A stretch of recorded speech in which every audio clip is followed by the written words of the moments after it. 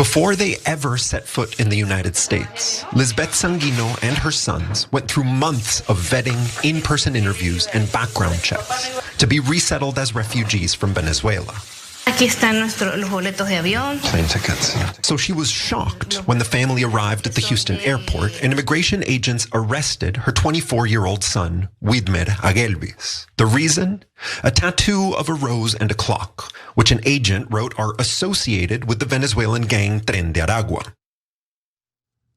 Well, sadly, it turns out that Wilmer isn't the only immigrant who came into the United States through a legal process, only to be sent to a terrorist detention facility in El Salvador by the Trump administration.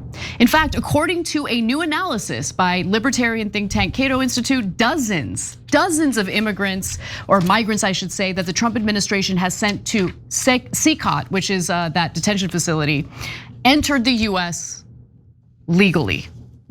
They weren't here illegally. Now, I know that there are some Trump supporters who think it's the same. They don't care. You're here legally, illegally, whatever. Trump's deporting you. That's great.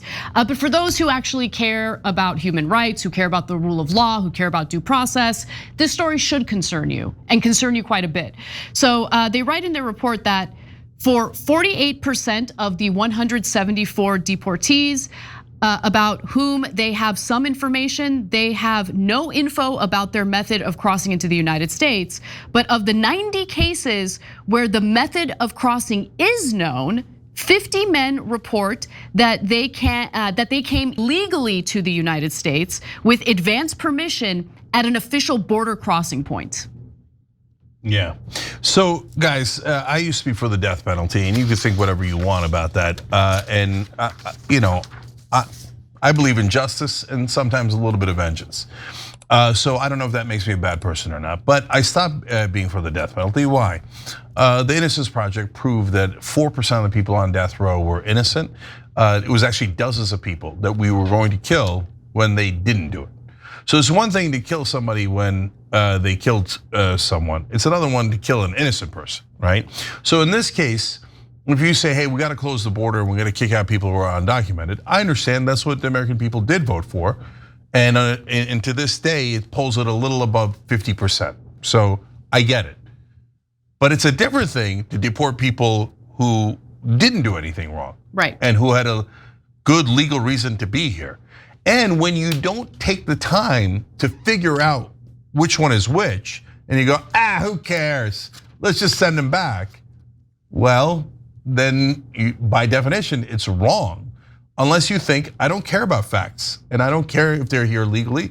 It makes me feel emotionally better if we just punish some random people that don't look like me. These legal immigrants include a temporary visa holder and 4 men who were authorized to travel through the United States refugee program. By the way, that's how both of my parents came to the United States legally as Armenian refugees. They were allowed into the country, went through the process, became American citizens, and contributed to this country, to the economy, as many immigrants do. The government vetted these refugees abroad and concluded that they would face persecution, letting them settle in the United States. The other 45 legal immigrants scheduled appointments using the CBP One app through which they were permitted to seek entry. Among those with appointments, 24 were paroled into the US, where they could live and work legally for up to 2 years, while the other 21 were detained at the port of entry. And it's not just the Cato Institute, by the way, publishing these findings, because libertarians tend to be in favor of immigration, even illegal immigration, because it helps corporations, let's keep it real. But a Reuters survey of 50 men deported to El Salvador also placed the proportion of those who entered legally at about half. So that figure makes sense because about half of all the Venezuelans who have immigrated to the United States over the past 2 years came legally as well, either as refugees, parolees, or visa holders.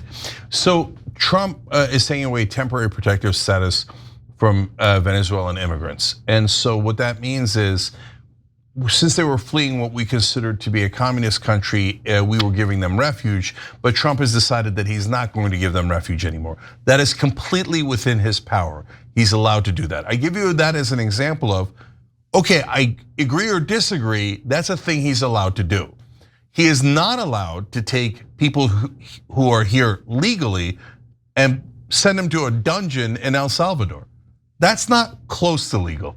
It's not within a million miles of illegal. And by the way, if you're in the right wing and you want to send undocumented immigrants back, this is going to set your cause back because the American people are going to go, well, now I'm against the program. If you're sending people here who are here legally to a dungeon in El Salvador, no, I vote no, right? So it's a disaster. It makes no sense at all. And it's partly because they're lazy. Take the time to find out who's undocumented and who isn't.